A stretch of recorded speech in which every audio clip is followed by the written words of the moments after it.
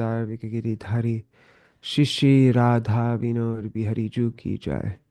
श्री गोविंद गोपीनाथ मरन मोहन जू की जय। नित्याल्प विष्णु विष्णुपार शतर शत शिशुमार भक्ति वेदांत नारायण गोसाई महाराज श्री गुरुदेव की जय। नित्याल्प विष्णु विष्णुपार शतर शत शिशुमार भक्ति वेदांत वामन गोसाई महाराज की जय।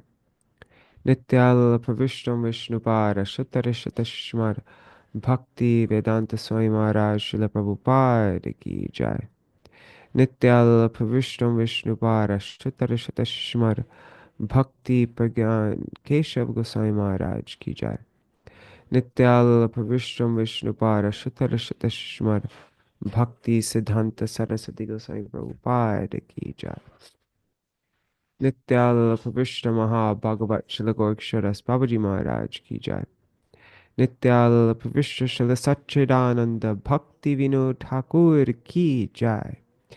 नित्याल्प विष्णु वैष्णव सार्वभौम शिल जगन्नाथ दास बाबूजी महाराज की जय। श्री रूपानु कोरिया गुरु वर्ग की जय। श्री रूप सनातन भट्ट रघुनाथ श्री जीव गोपाल भट्टदास रघुनाथ शारद गोसाई प्रभु की जय। श्री स्वरूप दामोदर राय रामानंदारी श्री गौर पार्षद वृंद की जय। नाम जय श्री हरिदास ठाकुर की जय। प्रेम से कहो श्री कृष्ण चैतन्य प्रभु नित्यानंद श्री अद्वैत गदाधार शिवासरी गौर भक्त वृंद की जय। श्री क्षेत्र मंडल गौर मंडल ब्रज मंडल मथुर वृंदावन धाम की जय। सर्व अभिष्ट प्रदात गिरिराज महाराज की जय। श्री राधा कुंड श्याम कुंड की जय। श्री यमुना देवी गंग देवी की जय। श्री तुलसी महारानी वृंद देवी की जय। श्री भक्ति देवी की जय। श्री पूर्णमासी योगमाया की जय। श्री गोपेश्वर महादेव की जय। जय श्री सच्चिदानंद भक्ति विनोद ठाकुर की जय। जय भक्ति तत्व विवेक की जय। श्री हरि नाम संकीर्तन की जय। अनंत कोटि वैष्णव वृंद की जय। समागत गौर भक्त वृंद की जय। श्री निताय गौर प्रेमानंदे हरि हरि बोल। We'll do Mangalacharan and then begin. Ajnanatimirandhasya Jnananjana-shalakaya Chakshurunmilitam yena Tasmai Shri Guruve Namaha. Guruve Gaurachandraya Radhikaya Tadalaye Krishnaya Krishna Bhaktaya Tadbhaktaya Namo Namaha. Shri Siddhanta Saraswati Tividito Gaudiya Gurvanvaye Bhato Bhanuriva Prabhata Gagane Yogora Sankirtanai Maya Bharati Mingilo Daragatan Uddhritya Jivaniman Krishna Prema Sudabdi Gahana Sukham Pradat Prabhung Tang Bhaje Vande Bhakti Vinodam Shri Gaur Shakti Swarupakam Bhakti Shastragya Samrajam Radharasa Sudhanidhim Namo Bhakti Vinodaya Satchidananda Namine Gaur Shakti Swarupaya Rupanugavarayate Shri Chaitanya Manobhishtam Sthapitam Yena Bhutale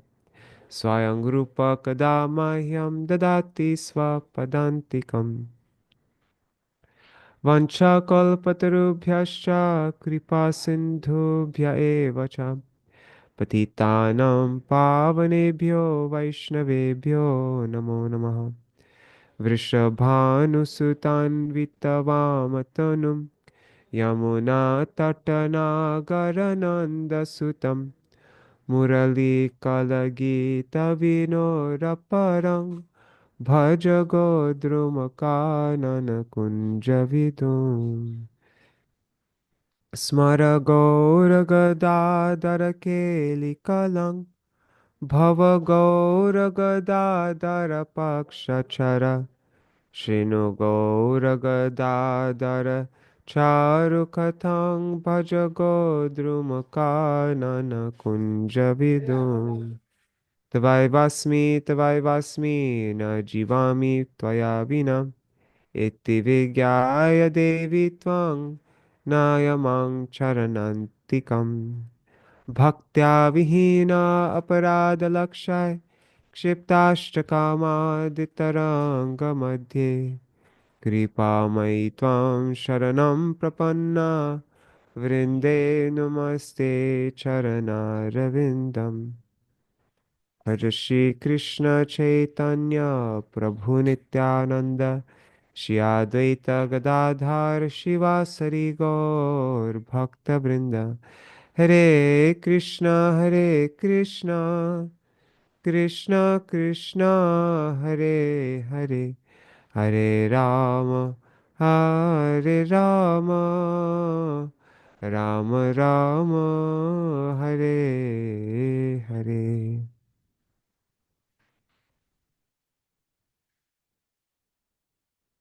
Hare Krishna, Dandavat Pranams, dear devotees. Nri Hari Prabhu, Bhavatarani Mataji, Prajumna Prabhu, Mantramurti Mataji, Nitai Mukesh ji, Yashoda Didi, Chatamai Mataji, Haribol. And let's see, I see Hari Mohini Didi, Dandavat Pranams. And I'm guessing Raseshwari Mataji and Indira Mataji are there. There are 5 devotees on YouTube and Facebook. If you're at a comment, I'll see your name. So we are beginning the next book. This one's very short. I think it'll only take like 5 or 6 days to get through. Oh, and Haribo Rohini Nandan Prabhu. Haribo. Yeah, so I think um, it's 4 chapters, this Bhakti-tattva-viveka, and I did a word count. Um, let's see. Yeah, I'll just show you. So the first chapter, well, the intro and preface is 1,453 words. And chapter 1 is 6,204 words. Usually we read around 4,000 words in a day, sometimes a bit more than 4,000.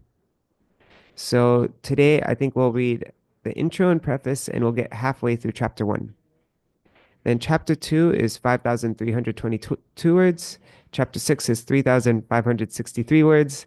And chapter 4 is 4,255 words. This is how I just like to get an idea of how long this will take us. So I think, yeah, it'll probably take us around, I'm guessing 6 days to read this book. Um, let's see. I didn't, as you can see, I'm finally back home. I arrived late last night. And but I haven't quite got set up yet. That's why I got out my mic set and everything and I was about to set it up, but then I didn't want to be late, and so I'm just using this, holding it in my hand for now. And and uh I'm think I'm at the end of it, but yeah, I was a bit sick, and right now my brain's kind of like mashed potatoes. Can't really think at all. Um but I don't need to think, I'm just going to read. But and I didn't get a chance to look at this beforehand, like see uh I just did the page count, but I didn't look to see, like I don't know where we're gonna read up to, or just I'm just gonna stop um when it's time. Like I don't have a particular I'm not familiar with chapter 1 yet. So, but this is how the book is divided up. So, chapter 1 is the intrinsic nature of bhakti. Chapter 2 is an analysis of the semblance of bhakti, bhakti bhas. Then chapter 3 is an analysis of the natural attributes of bhakti. And chapter 4 is an analysis of the qualification for bhakti. Kind of want to just get like a little preview of what all these sections are all about. Maybe, do you mind if I do that? I always like to just have a kind of just some kind of idea, bird's eye view of what we're going through. So I'm going to do that really quickly right now. So it looks like this first chapter, which we're going to go through today, is all just the general characteristics of bhakti. Anyabhilashita shunyam jnana karma dhyanapratam anukulyena krishnanushilanam bhakti rutama. So we'll hear an in-depth explanation of this most important, complete verse on the definition of what is bhakti. Um, so just bhakti in general. What is bhakti? The Sarup and Tatastha Lakshana of bhakti. Then, chapter 2, an analysis of the semblance of bhakti. There's this verse. We worship Sri Krishna Chaitanya, who is an ocean of transcendental bliss. Even a faint trace of devotion unto him yields the highest result. So, bhakti bhas. So, what is bhakti? Then, what is a semblance of bhakti? So, I'll go through pratibimba bhakti abhas.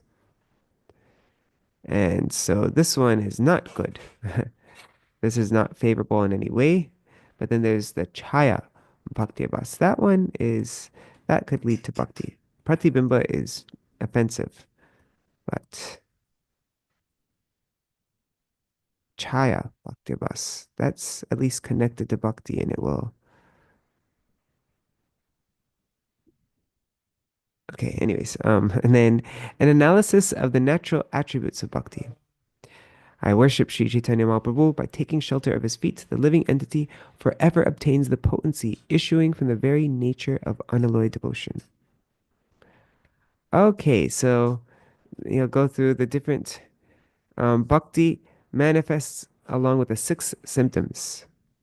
In the beginning, in the stage of sadhan, it will manifest kleshagni and shubhada. And then when one comes up to the stage of bhav, then moksha laguta krit. So the first two, kleshagni, it brings immediate relief from all kinds of material distress, and shubhada brings all auspiciousness. And then at the stage of bhav, then moksha laguta krit. Liberation then becomes completely insignificant before it. And fourth, sudurlabha, it is rarely achieved. Then finally, at the last stage of prem, sandarananda visheshatma, it grants intense transcendental pleasure. And six, Krishna karshini, it is the only means to attract Krishna. So yeah, in the stage of sadhan bhakti, only the first two symptoms appear. In the stage of bhav, the first four symptoms appear. And in the stage of prem, all six symptoms appear. These six symptoms will now be systematically discussed. Okay, so he'll go through all these in detail. Is that the whole chapter? Looks like it. Yeah. Yeah, it looks like that will be the whole chapter is going through these six attributes of bhakti. And then finally, the last chapter is an analysis of the qualification for bhakti. I worship Sri Chaitanya Mahaprabhu, who is always served by faithful devotees who have completely given up the pursuits of fruitive activity and personal knowledge and dry renunciation. So, what is the qualification for bhakti? In the first chapter, we discussed the intrinsic nature of unalloyed devotion. In the second chapter, we discussed the intrinsic nature of bhakti abhas, or that which appears to be devotion but in fact is not. And in the third chapter, we discussed the natural attributes of unalloyed devotion. Now, in this chapter, chapter 4, the last chapter, we will discuss the qualification, the adhikar for Shuddha Bhakti. No one acquires anything without possessing the eligibility for it. This eligibility or qualification is the very foundation of success. When a devotee fully understands this, he will no longer remain doubtful concerning his eventual achievement of the ultimate goal. Many devotees think, for a long time I've been fully surrendered to my guru. I've accepted the Diksha mantra from him. I'm also engaged in hearing and chanting. But still, I'm not experiencing the desired result. What is the reason for this? Gradually, they become uninterested in their bhajan, and in the end, they become totally faithless. Sound knowledge of the proper qualification for bhakti can easily protect one from such doubts. Okay, so what are the qualifications? He goes through this verse from Bhagavad Gita. that four types of people come to him: those who are distressed, those who are inquisitive, and those who desire wealth, and those who possess spiritual knowledge. And then he'll go on to explain those, it looks like.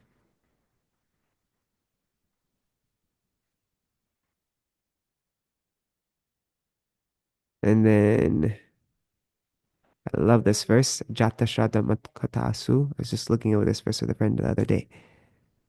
Um, anyhow,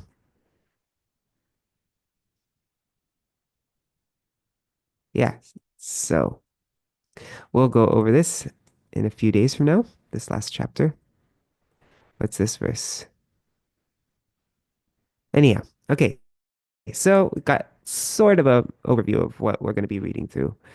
Um, sorry, I would have been able to do this better if I had a little bit of time to look over it before we started, but I didn't. So, okay, so now we will read the preface from the Hindi edition of my Srila Gurudev Nityananda Pravishta Shishimad Bhakti Vedanta Narayan Goswami Maharaj. And this is translated from his Hindi edition. Haribol Jagannath Prabhu and Vidyalala Sadidi. Haribol. And where is the Zoom thing? Can't see who's on Zoom right now. Oh, I haven't been sharing my screen this whole time. I'm so sorry. I thought you were all looking at what I was looking at. Uh, anyhow, as I mentioned, I'm so spaced out. I'm just, yeah. Hopefully I'll be more on top of it later on. I was expecting you to be like reading all these different things. Anyways, um, okay. Haribol Sarveshwari Mataji and Ashray Tattva Prabhu and Anadi Krishna Prabhu, Gokuleshwari Didi, Mayank Gupta, Hare Krishna, everybody. All right. So, preface, translated from the Hindi edition. The unlimited glories. God, you guys are so patient with me. All right. So this is written by my Srila Gurudev, this preface. The unlimited glories of devotion unto the Supreme Lord, Bhagavad Bhakti, are visible in the Puranas, the Shrutis, Smritis, the Mahabharat, and the Ramayana, as well as in the literatures of famous Vaishnava preceptors, our acharyas. By understanding the constitutional nature of unalloyed devotion, Shuddha Bhakti, and genuinely engaging in its practice, one can easily cross the ocean of nescience and achieve life's ultimate goal of love for the Supreme Lord Sri Krishna. That is Krishna Prem. What to speak of the genuine practice of Shuddha Bhakti? Even the attainment of a slight semblance of bhakti can award the fourfold boons of economic development, artha, religiosity, dharma, sense gratification, kam, and liberation, moksha. So even the attainment of a slight semblance of bhakti, bhakti ras, awards those four things. Therefore, people in general become attracted towards the cultivation of bhakti. But due to being ignorant of the true nature of unalloyed devotion, they usually come in contact with pretentious devotees who desire only wealth, women, and fame. And under their influence, they either practice false devotion or adopt devotional sentiments that are against the principles of pure devotion, all the while imagining them to be pure bhakti. Coming under the influence of those desiring impersonal liberation, they practice either a shadow or a reflection of real bhakti. That's what we'll be reading about in the chapter 2. And they deceive themselves. Thus, they do not achieve the real fruit of bhakti. Hence, the Acharya of the profound science of devotional mellows, the most merciful Srila Rupa Goswami, has explained in his book Bhakti Rasamrita Sindhu the true nature of unalloyed devotion on the basis of scriptural evidences. Moreover, he has described the nature of Chala Bhakti, pretentious devotion, Abhas Bhakti, a semblance of devotion, Pratibimba Bhakti, a reflection of devotion, Karma Mishra Bhakti, devotion mixed with fruit of action, Jnana Mishra Bhakti, devotion mixed with impersonal knowledge, Arup Siddha Bhakti, endeavors that are indirectly attributed with the quality of devotion, Sangha Siddha Bhakti, endeavors associated with are favorable to the cultivation of devotion, and so on. In the realm of devotion, Bhakti Rasamrita Sindhu is unanimously accepted as the most authoritative literature, but it was composed in Sanskrit, an ancient language that is comprehensible to very few people in modern times. So, for the benefit of human society, in his Bhakti-tattva-viveka, Srila Bhaktivinoda Thakur has presented the grave and deep conceptions of Bhakti Rasamrita Sindhu in the Bengali language in a straightforward and easily understandable manner. Srila Bhaktivinoda Thakur is an intimate, eternal associate of the savior of the masses in the age of Kali, Nandan, Sri Chaitanya Mahaprabhu. After the associates of Sri Gaur Hari, such as the six Goswamis, Srila Krishnadas Kaviraj, Sri Narottam Thakur, and Sri Vishwanath Chakravarti Thakur, after they all left this world and entered the unmanifest pastimes, the 100 years that followed are considered a dark period for the Gaudiya Vaishnava line. This is because during this period in the Gaudiya line, no powerful acharya appeared who could carry forward the teachings of Srimad Mahaprabhu in their pure form, as was done previously. There were pure devotees and, doing their bhajan and everything, but nobody was powerfully, generally, devotees had a really bad reputation, and Mahaprabhu's teachings were lost to the masses. It was just some pure Vaishnavas doing their own private thing, but there was no strong acharya to really. So as a result, in a short span of time, on the pretext of following and preaching the doctrine of divine love taught by Srimad Mahaprabhu, many false sects like Aul, Baul, Karta Bhaja, Nera Neri, Sai Sahajya, Sakhi Beki, Smarta, and Jati Goshai appeared. And, while engaged in abundant misbehavior, they began preaching their own imaginary and materially motivated deceitful principles. They defamed Gaudiya Vaishnavism to such an extent that educated and respectable people started viewing it with abhorrence. Gradually, the Gaudiya conception of devotion began to disappear. At this time, in the year 1838, Srila Satchidananda Bhaktivinoda Thakur auspiciously appeared in a well-educated and cultured family in the village of Virnagar, not so far away from Mayapur, which is near Sri Navadip Dham in West Bengal. By compiling approximately 100 authoritative books on the science of bhakti in Sanskrit, Bengali, Hindi, English, and other languages, he ushered in a new era in the Gaudiya Vaishnava line and re-established its lost glory. For this great effort, the Gaudiya Vaishnavas will remain eternally indebted to him. In the modern age, Srila Bhaktivinoda Thakur set in motion once again the Bhakti Bhagirati, the mighty flowing river of pure devotion. And for this, he is well known as the seventh Goswami. This Bhakti-tattva-viveka is a collection of 4 essays he composed originally in Bengali on the deliberation of devotional principles. The first Hindi edition of this material was serialized in issues from the 4th and 5th years of Sri Bhagavat Patrika, from 1958 to 1959, which is this Bhagavat Patrika, a spiritual magazine in Hindi published monthly from Sri Keshavji Gaudiya Math in Mathura. On the request of our faithful readers and by the inspiration of the present-day Acharya of the Sri Gaurivedanta Samiti, Sri Srimad Bhaktivedanta Vaman Maharaj, it is now being presented in book form. By the causeless mercy of the founder of the Sri Gaurivedanta Samiti and its subordinate Gaudiya Math branches throughout India, the most worshipful Acharya Kesari Jagadguru Om Vishnupad Ashtotarashata Shishimad Bhakti Pragyan Keshav Gosai Maharaj, Gaudiya devotional literatures are being published by the Gaudiya Vedanta Samiti.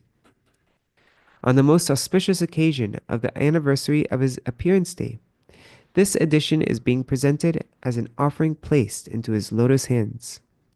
Being the great embodiment of affection and forgiveness, may he transmit the potency of his mercy onto the core of our hearts, so that we can render maximum service to his innermost desire. This is our humble prayer at his lotus feet. Lastly, I humbly request the faithful readers to deliberate upon this literature with great concentration.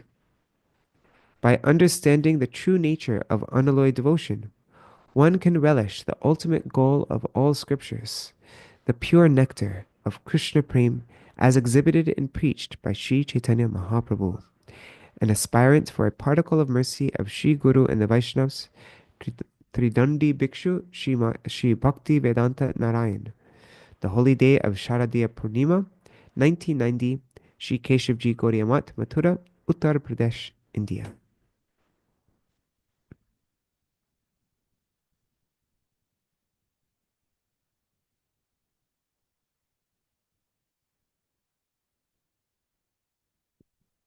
Should I read the? I'll just read it. Why not? The introduction to the second English edition. It gives us great pleasure to present the second English edition of Srila Bhaktivinoda Thakur's Bhakti-tattva. This is written by Prem Vilas. Um, it gives us, yeah, the second edition of Srila Bhaktivinoda Thakur's Bhakti-tattva-viveka before our faithful readers. This edition is a direct translation of the Hindi edition, which was directly compiled and translated from the original Bengali by our illustrious spiritual master Om Vishnupad Ashtutara Shatashi Srimad Bhaktivedanta Narayan Goswami Maharaj. The first Hindi edition was published in 1990, and the first English edition was published in 1997.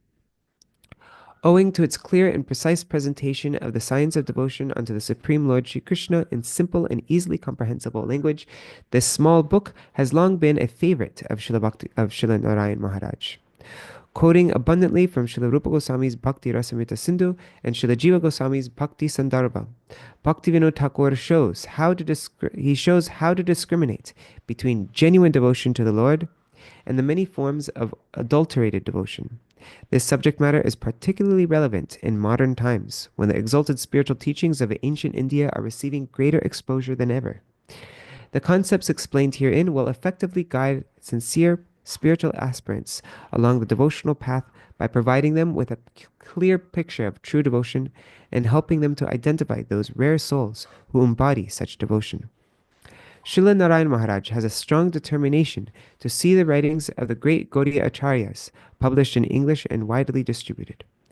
This he shares in common with his dear friend and instructing spiritual master, Sri Srimad A.C. Bhaktivedanta Swami Prabhupada, who single-handedly and in a relatively short period of time spread the teachings of Krishna consciousness around the entire world.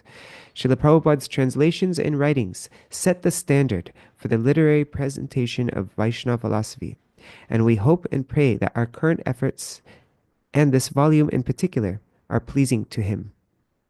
The second English edition differs from the first in that it has been carefully re-edited for linguistic and philosophical clarity. It also sports a new design that has been typeset to a higher standard. Grateful acknowledgement is extended to Lavanga Lata Dasi for copy editing this new edition, to Rishabdev Das, that's my father, Shanti Dasi, and Giridhari Das for proofreading the final manuscript, to Atul Krishna Das for checking the Sanskrit, to Krishna Prem Das for designing the new cover, and to Subal Sakadas for providing the new photograph of Srila Narayan Maharaj. On behalf of the many devotees serving in Gaudiya Vedanta publications, we offer this edition into the hands of our beloved Gurudev Srila Bhaktivedanta Narayan Maharaj, praying that he will always bless us with the capacity to fulfill his inner heart's longing. An aspirant for the service of the lotus feet of Sri Guru and the Vaishnavas, Prem Vilas Das, Krishna Janmashtami, 20th August 2003, Gopinath Bhavan, Sri Vrindavan. All right, sorry. I always like to read the preface. I'm straight weird like that. Um, okay, so chapter 1, the intrinsic nature of bhakti. And as we saw, first chapter 1 is the intrinsic nature of bhakti. Chapter 2 are what is not bhakti, but might look like bhakti externally. So what is bhakti abhas? And there are many different categories of that. And then the third chapter is what are the attributes of bhakti? What are the different, which goes through, those things. What is it? Kleshagni Shuvada Moksha Laguta Krit Sudurlabha Sandarananda Visheshatma and Shri Krishna Karshini. So that will be chapter 3. And then finally, chapter 4 is how will we attain the qualification to engage in bhakti. So first, chapter 1, we're going to go through this the definition verse of bhakti and go into it deeply. So, the intrinsic nature of bhakti.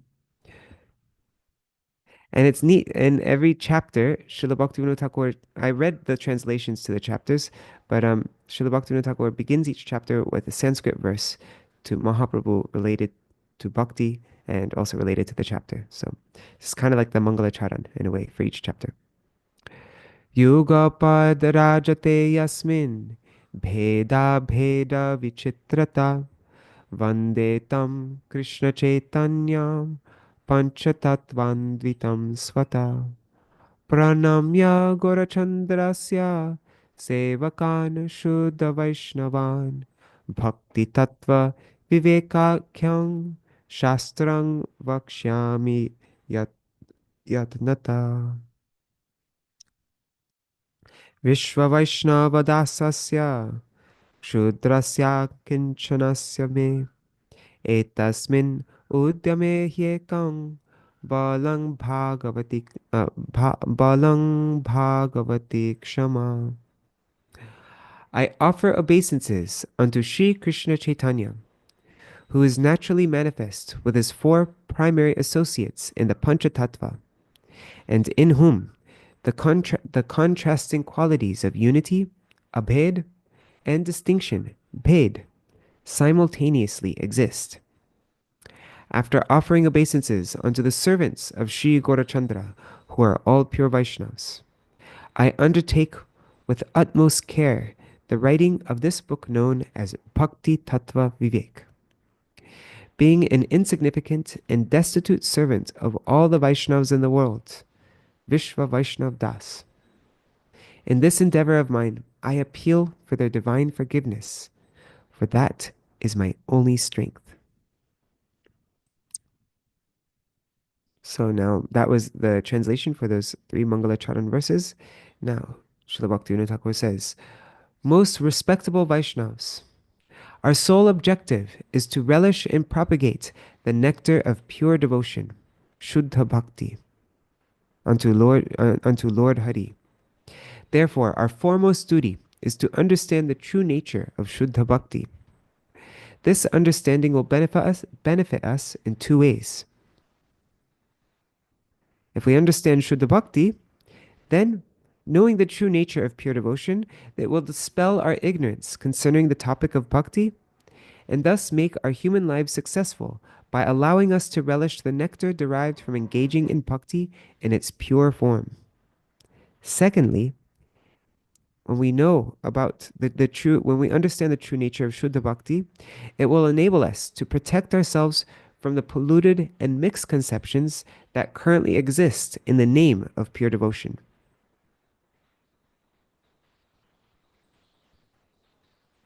Okay, so it will dispel our ignorance regarding bhakti and make our human life successful and allow us to relish the nectar derived from bhakti.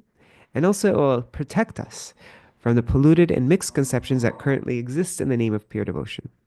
Unfortunately, in present day society, in the name of Shuddha Bhakti, various types of mixed devotion, such as Karma Mishra, that's devotion which is mixed with fruit of action, Jnana Mishra, which is mixed with speculative knowledge, and Yoga Mishra, mixed with various types of yoga processes, as well as various polluted and imaginary conceptions. All these mixed types of devotions are spreading everywhere like germs of plague. People in general consider these polluted and mixed conceptions to be bhakti, respect them as such, and thus remain deprived of unalloyed devotion. These polluted and mixed conceptions are our greatest enemies. Some people say that there is no value in bhakti, that God is an imaginary sentiment only, that man has merely created the image of God. The man has only created the image of a God in his imagination, and that bhakti is just a diseased state of consciousness that cannot benefit us in any way. These types of people, though opposed to bhakti, cannot do much harm to us, because we can easily recognize them and avoid them. But those who propagate that devotion unto the Supreme Lord but those who propagate that devotion unto the Supreme Lord is the highest path, yet behave against the principles of Shuddha Bhakti and also instruct others against the principles of Shuddha Bhakti can be especially harmful to us. In the name of Bhakti, they instruct us against the actual principles of devotional life and ultimately lead us onto a path that is totally opposed to Bhagavad Bhakti.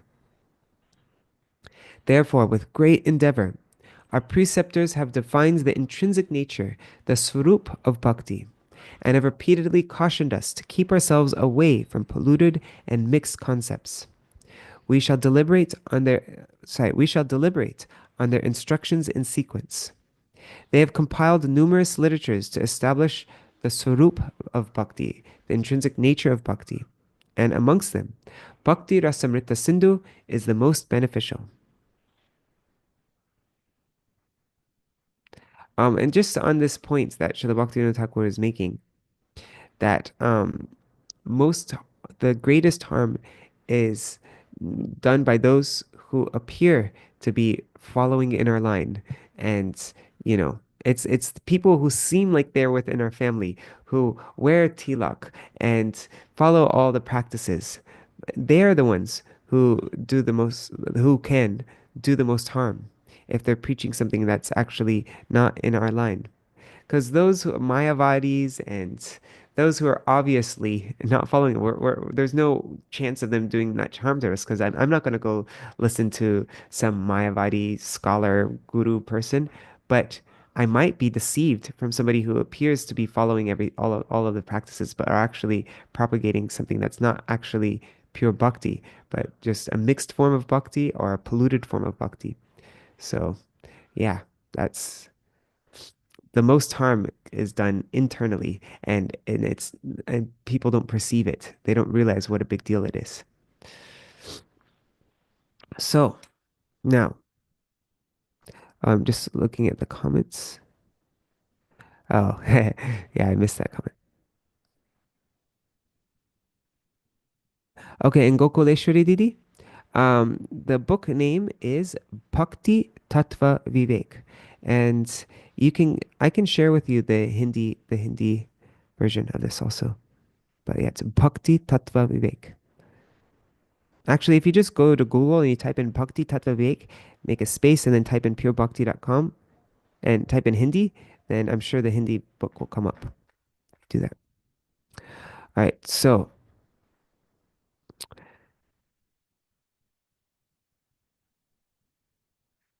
therefore, because of this harm that's done in the name of bhakti, our preceptors have they have defined the intrinsic nature of bhakti and cautioned us to keep ourselves away from polluted and mixed concepts of bhakti. Now we shall deliberate on their instructions in sequence. They have compiled numerous literatures that establish, and amongst them, Bhakti Rasamrita Sindhu is the most beneficial. So in that Bhakti Rasamrita Sindhu, the very first, after the Mangalacharan and everything, now the very first thing that Srila Rupa Goswami strongly establishes is this most famous verse. Um, he has written, this is verse number 11 from the very beginning of the book.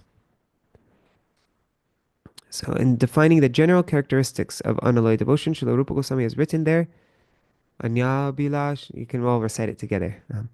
Anya Bilashita Shunyam Jnana Karmadyanavritam Anukulena Krishnanu Shilanang Bhaktiruttama. The cultivation of activities that are meant exclusively for the pleasure of Sri Krishna, or in other words, the uninterrupted flow of service to Sri Krishna, performed through all endeavors of the body, mind, and speech, and through expression of various spiritual sentiments, bhavs, which is not covered by jnana, knowledge aimed at impersonal liberation, and karma, reward-seeking activity, and which is devoid of all desires other than the aspiration to bring happiness to Sri Krishna, is called Uttama Bhakti, pure devotional service. And our acharyas, so many of our acharyas, Srila Jiva Goswami, Srila Vishwanath Chakravarti Thakur. My Param Gurudev wrote an amazing article in this verse. Um, it this they this is like probably one of the most important verses that we have. Is it's like what, and it's so complete. Um, it's yeah, every word can be broken down, and it's filled with every word is like a sutra in itself. And so yeah. And I know my Gurudev, he would ask everybody all the time. He would have people, just random, any child or any housewife or just any random person who had tilak on their heads. He would have them stand up and he'd tell them, explain this verse, Anyabhilashita Shunyam. He had me do that once. He just turned to me, like, we're just walking, and then he just turned to me. We're standing, and we're just walking, and he's like, "Explain Anyabhilashita Shunyam," when I was just a little kid. Um, and yeah, this is he gave so much emphasis on this verse, so it's very important to understand How it did you very go? clearly. How did you go in your explanation? I got really nervous. I mean, I did know the meaning because I did learn it, but I was so nervous that I like just like froze and I was like, oh, I said the verse, I said the Sanskrit, and he's like, okay, now explain the meaning, and then I freaked out. But yeah. But there's so many stories of just so many devotees have stories. Like we were doing the Gurudev memories thing, and like just finding all different devotees' memories of my Srila Gurudev.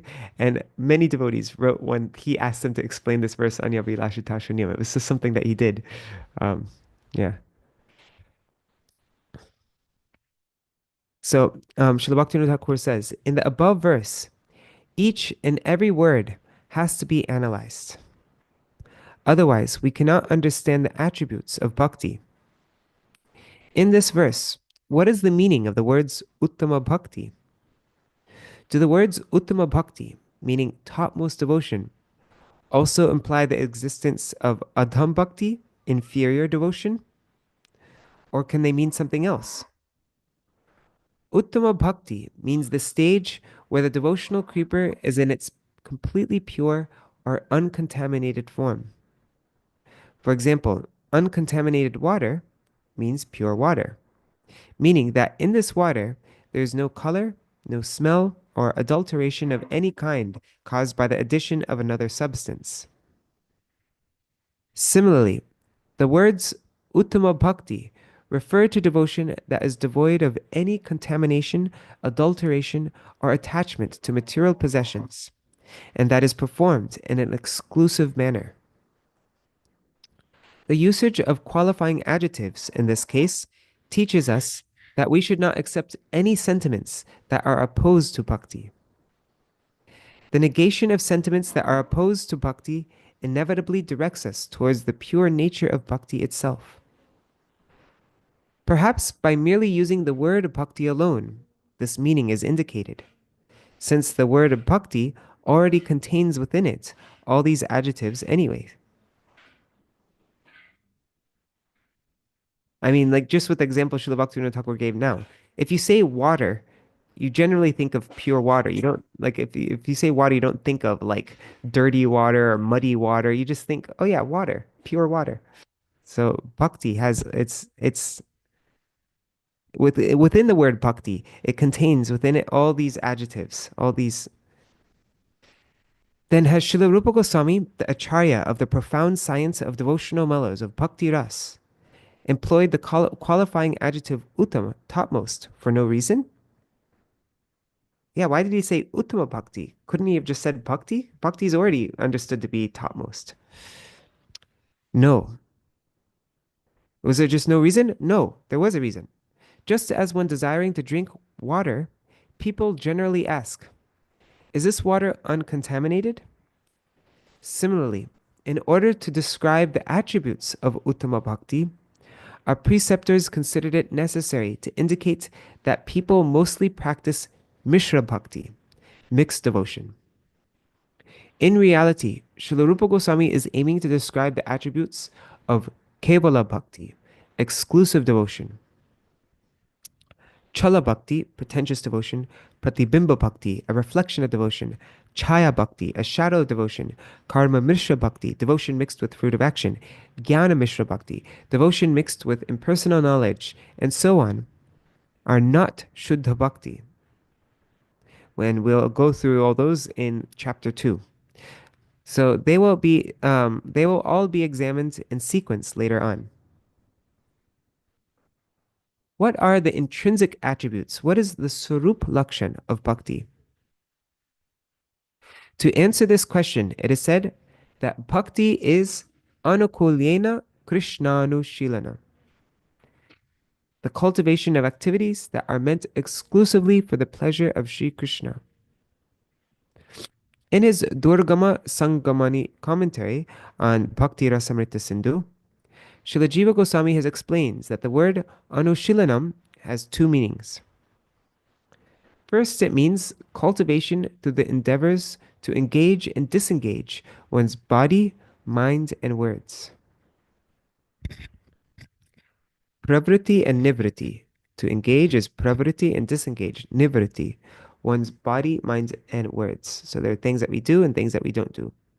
Secondly, this word anushilanam, it means cultivation towards the object of our affection, priti, through manasi bhav, the sentiments of the heart and mind. Although anushilan is of two types, the cultivation through manasi bhav, the sentiments of the heart and mind, is included within cultivation by cheshta, one's activities. Hence, one's activities or endeavors, one's cheshta, and one's internal sentiments, one's bhav, are mutually interdependent. And in the end, it is the cheshta, it is the endeavors that are concluded to be the sole characteristic of devotion. Only when the activities of one's body, mind, and words are favorably executed for the pleasure of Krishna is it called bhakti. The demons Kamsa and Shishupal were always endeavoring towards Krishna with body, mind, and words. But their endeavors will not be accepted as bhakti because such endeavors were unfavorable to Krishna's pleasure. That's why it says anukul. Unfavorable endeavors cannot be called bhakti.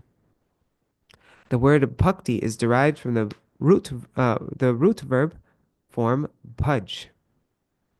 Do you want to see a chart that shows this whole thing about bhav and cheshta? Let's see. I'll just have to find it.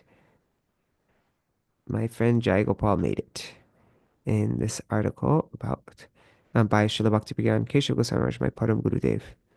Where is it? It would be in Rays of the Harmonist PDF. I think it was 2008. Let's see. Yes, 2008. Okay. Yeah, I'll show you this chart. It makes it really clear. There it is. Okay. Oh, it's not so, it's a little bit grainy, but here. So, Shilanam means ardent endeavor by body, mind, and words. Mind, body, words, and heart. That's Shilanam. So Shilanam is bhav, which means one's emotions, and cheshta, which means active efforts. And that cheshta is there's active engagements, and that's pravriti and nivriti, disengagements. Okay, so then when bhav and cheshta are combined together, then there's shilanam. And remember, cheshta means engagements and disengagements. We do some things and we refrain from doing other things. That's shilanam. And then also the example Srila Bhaktivinoda Ṭhākura gave of somebody who's doing Krishnanushilanam, perpetual ardent endeavor meant exclusively for Krishna. Well, Kamsa and Shishupal, Dantavakra, all of them, they were ardently endeavoring, and their focus, all of their endeavors were meant exclusively for Krishna, but it was missing the anukul part, which means they were doing it for Krishna's benefit, thinking of Krishna's wanting Krishna's happiness. And so both these things. And also the word anukul without Krishna Anushilanam could represent a pot. A pot is for the benefit of Krishna. You know, or any object is, for Krishna's benefit, but it's missing the active, ardent endeavor. So that's why both these words are necessary. Anukul and Krishnanushilanam. It should be wanting Krishna's benefit, wanting Krishna's happiness, and there needs to be ardent endeavor. Okay. So the word bhakti is derived from the root verb form bhaj. It is said in the Garuda Purana, Purvakanda 231.3. Bhaj itesha vai dhatu sevayang parikirtita tasmat seva budai prokta bhakti sadhana bhuyasi. The verbal root bhaj means to render service. Therefore, thoughtful sadhaks should engage in the service of Sri Krishna with great endeavor. It is only by such service that bhakti is born. Okay, so bhakti is derived from the root verb form bhaj. So bhakti is an active thing, it's a verb. And well, it comes from the verb bhaj, which means to serve, to render service. So thoughtful sadhaks should engage in the service of Sri Krishna with great endeavor, for it is only by such service that bhakti is born. It's not just a thing that you feel, but it's actually something, it's an active thing. According to this verse, loving devotional service to Sri Krishna is called bhakti. Such service is the intrinsic attribute of bhakti. In the main verse from Bhakti Rasamrita Sindhu 11, 1111, that's Anyabhilashtashunyam, the word Krishnanushilanam has been used.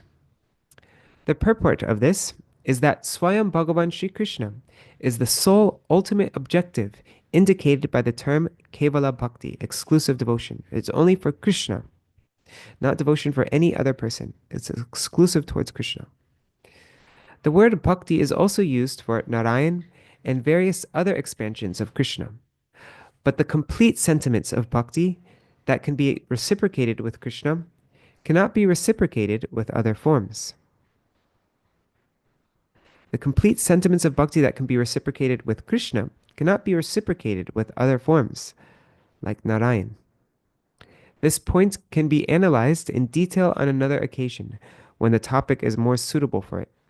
For the time being, it is necessary to understand that the Supreme Lord and his Bhagavan feature is the only object of bhakti. Although the Supreme Absolute Truth, the Paratattva, is one, it is manifested in three forms, that is, Brahman, Paramatma, and Bhagavan. Those who try to perceive the Absolute Truth through the cultivation of knowledge, Gyan, cannot realize anything beyond Brahman. Through such spiritual endeavor, they try to cross the material existence by negation of the qualities of the material world, a process known as neti. Thus, they imagine Brahman to be inconceivable, unmanifest, formless, and immutable. But merely imagining the absence of material qualities does not grant one factual realization of the absolute truth.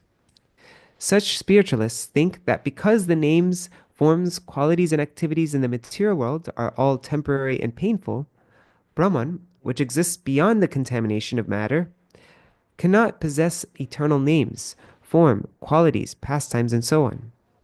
They argue on the basis of evidence from the Shrutis, which emphasize the absence of material qualities in the Supreme, that the absolute truth is beyond the purview of mind and words, and that it has no ears, limbs, or other bodily parts. These arguments have some place, but they can be settled by analyzing the statement of Advaita Acharya found in Sri Chaitanya Chandrodaya Natak 667, written by Kavi Karnapur. This verse here. या श्रुतिर जपल sorry या श्रुतिर जपल्ति निर्विशेषम सा सा विधत्ते सविशेषमेव विचारयोगे सतिहन्ततासं प्रायो बलीया सविशेषमेव. In whatever statements from the Shrutis where the impersonal aspect, in whatever statements from the Shrutis where the impersonal aspect of the Absolute Truth is indicated, in the very same statements, the personal aspect is also mentioned. By carefully analyzing all the statements from the Shrutis as a whole, one can see that the personal aspect is emphasized. The personal aspect is emphasized more. For example, one Shruti says that the Absolute Truth has no hands, no legs, and no eyes. But we understand that he does everything. He travels everywhere and sees everything. The pure understanding of the statement is that he doesn't have material hands, legs, eyes, and so on, as conditioned souls do. His form is transcendental, meaning that it is beyond the 24 elements of the material nature and purely spiritual. By the cultivation of Gyan, it will appear that impersonal Brahman is the supreme truth. Here, the subtlety is that Gyan itself is material, meaning in the material world, whatever knowledge we acquire or whatever philosophical principle, whatever siddhanta we establish, is done by depending solely upon material attributes. Therefore, either that principle is material, or by applying the process of negation of the material, vyatirek, we conceive of a principle that is the opposite of gross matter.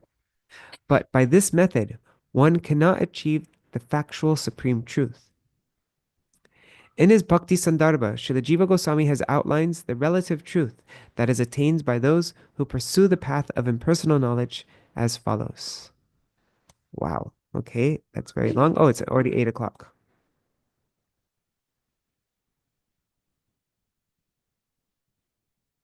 So we'll read this tomorrow because we should end here. But I'm just the purport of this is that when spiritual knowledge is acquired through the process of negation, neti neti, the absolute truth, which is transcendental to the illusory material potency, maya, is realized only partially. The variegated aspect of transcendence, which lies much deeper within, is not realized. If one who follows this process meets a personalist, a self-realized Vaishnava spiritual master, then only can he be protected from the impediment, the anartha of impersonalism. And then he'll go through the path of yoga. And then, yeah, so right now he's explaining the three aspects Brahman, Paramatma, and Bhagavan. So this is all explaining how this Uttama Bhakti is only directed towards Sri Krishna. So I'll do a recap of what we read today tomorrow, and we will complete the chapter tomorrow, this chapter 1. So I'll just do a short Mahamantra and then end for today.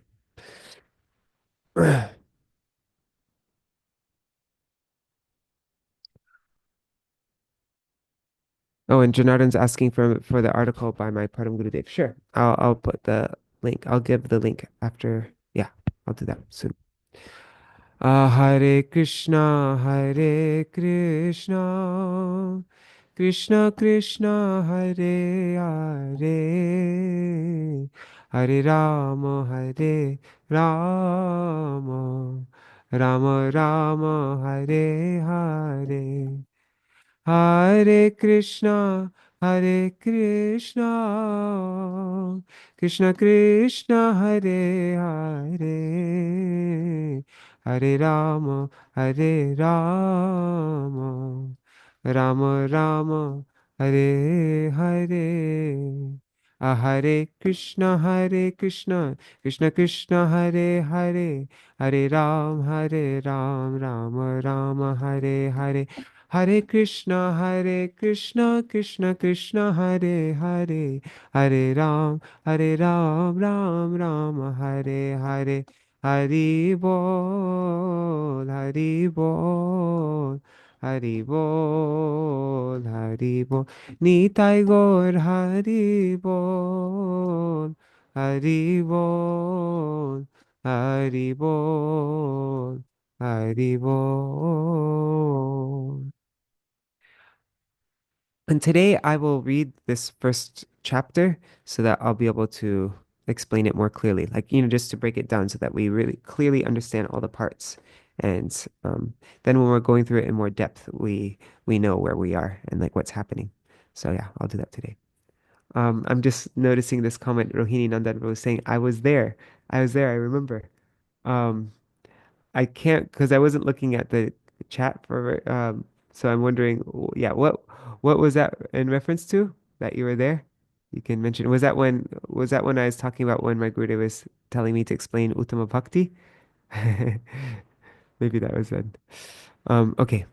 So Jai Shri Nandan Gaur Hari ki Jai Shri Shri Radha Vinod Bihari Ju ki Jai Shri Govinda Gopinath Madan Mohan Ju ki Jai Jai Shri Guru Dev ki Jai Jai Shri Param Guru Dev ki Jai Shri Prabhupada ki Jai Shri Harinam Sankir Jai Sai Jai Shila Prabhupada ki Jai Shri Rupanu Gauriya Guru Varga ki Jai Sapashad Shri Gaur Nityananda Prabhu ki Jai Shri Radha Krishna Gopa Gopi Gan ki Jai Shri Giriraj Maharaj ki Jai Shri Tulsi Maharani Vrinda Devi ki Jai Jai Shila Satchidananda Bhakti Vinod Thakur ki Jai Jai Shri Bhakti-tattva-viveka ki Jai जय श्री हरिनाम संकीर्तन की जय अनंत कोटि वैष्णव वृंद की जय समागत गौर भक्त वृंद की जय श्रीनिताय गौर प्रेमानंदे हरि हरि बोल वृंदाय तुलसी देवाय प्रियाय केशवश च कृष्ण भक्ति प्रद देवी सत्यवताय नमो नमः वंशकल्पतरुभ्यश्च कृपा सिन्धुभ्य एव च पतितानां पावनेभ्यो वैष्णवेभ्यो नमो नमः Dandavat pranams.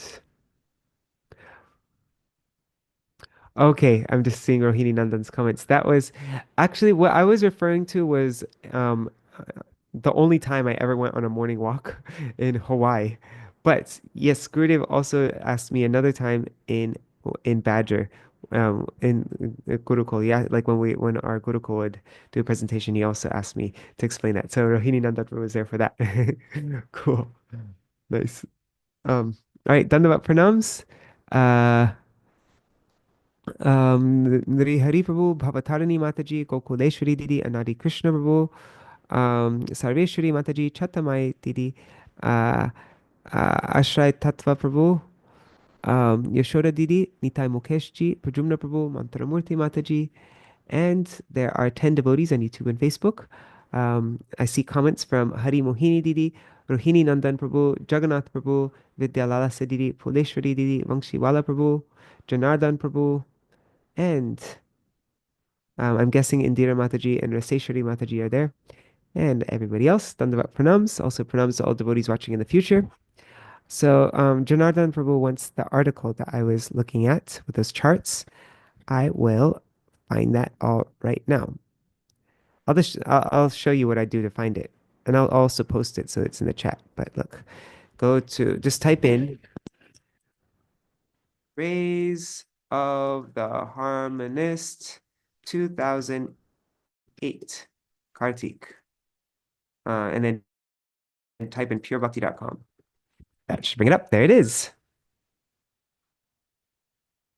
Okay, so this is the article. This is the magazine. And also Gokuleshwari Didi wants it in Hindi, so I can find that as well.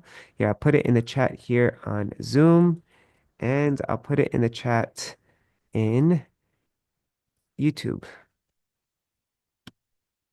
Okay, so now you should find it in YouTube. And then Gokuleshwari Didi wanted it in Hindi.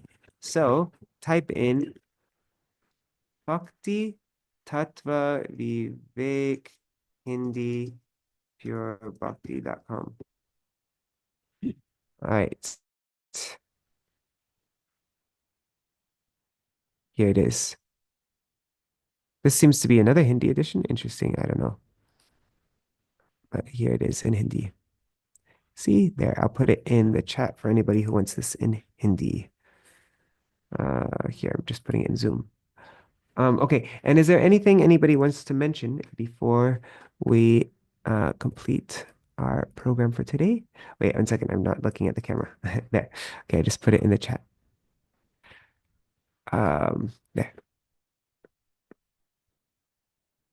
All right. Looks like nobody has anything to say. Okay, cool. So see you all tomorrow to complete the reading, understanding the intrinsic and or the Swarup Lakshan and the Tatastha Lakshan. What is the innate nature of bhakti and what is the boundary of bhakti? Yeah. All right. Haribo. Dandavat pranam. See you all tomorrow.